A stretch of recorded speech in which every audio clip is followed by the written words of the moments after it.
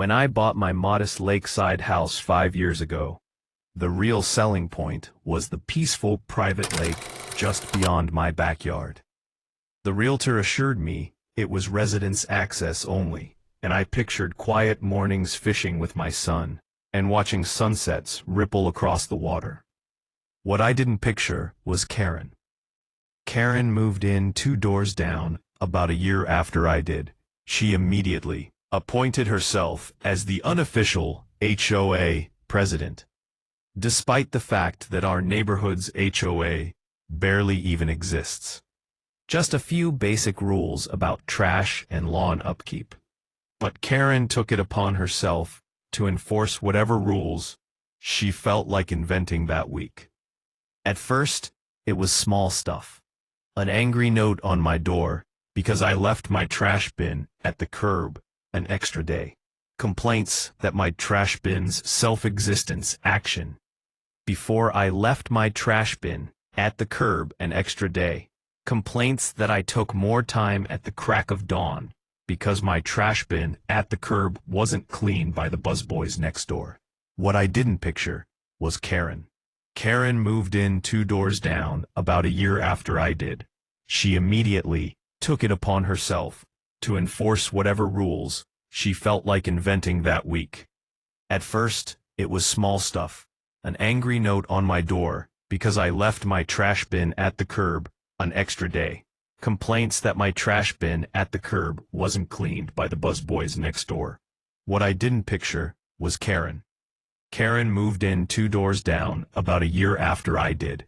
She immediately took it upon herself to enforce whatever rules she felt like inventing that week. At first, it was small stuff. An angry note on my door because I left my trash bin at the curb an extra day. Grass was half an inch too long. Whatever. I let it slide. But then she turned her eyes to the lake. One Saturday morning, I was sitting on my little folding chair at the edge of my lawn, rod in hand, my 10-year-old son beside me. We were having a blast, just father-son time, the very reason I bought this house. Suddenly, I hear someone clearing their throat behind me.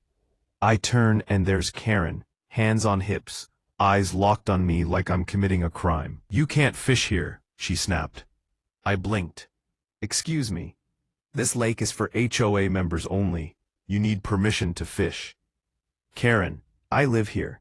I'm literally on my property," I said, gesturing to my lawn under my feet. She huffed. "Doesn't matter. Fishing disturbs the wildlife. It's a rule."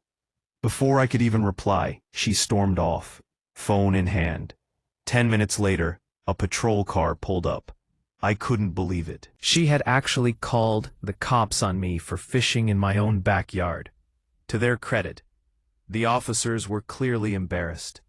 They looked at my ID, looked at my property line, then politely told Karen there was nothing illegal about what I was doing.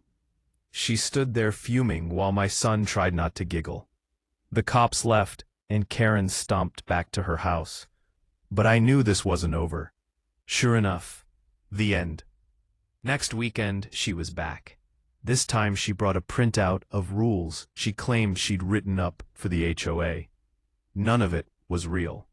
She threatened to fine me $100 every time I cast a line. I laughed in her face. That's when she said she'd make sure I regret disrespecting her. Well, two can play that game. I did some research and discovered something interesting.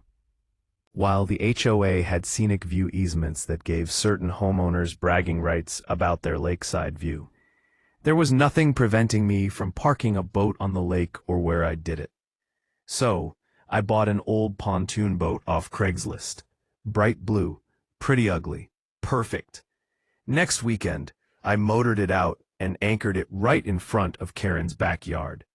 Completely blocked her $1,000,000 view. I even mounted a flagpole on it with a huge Gone Fishing flag flapping in the breeze. The meltdown was glorious. Karen came running out, yelling that I was ruining property values. She threatened to call the cops again. They didn't come. She threatened to sue. The lawyer she called apparently told her I was well within my rights. Now, every Saturday, I pack a cooler, take my son out on the pontoon, and fish in total peace directly in front of Karen's pristine back porch. She installed taller hedges, but they can't fully block the boat. Sometimes I wave at her. She never waves back. Some people say I'm petty. Maybe I am. But you know what? The lake is mine too, and my weekends are finally peaceful again. So, if Karen wants to waste her energy playing neighborhood dictator, I'll just be out there, rod in hand, blocking her view and enjoying every second of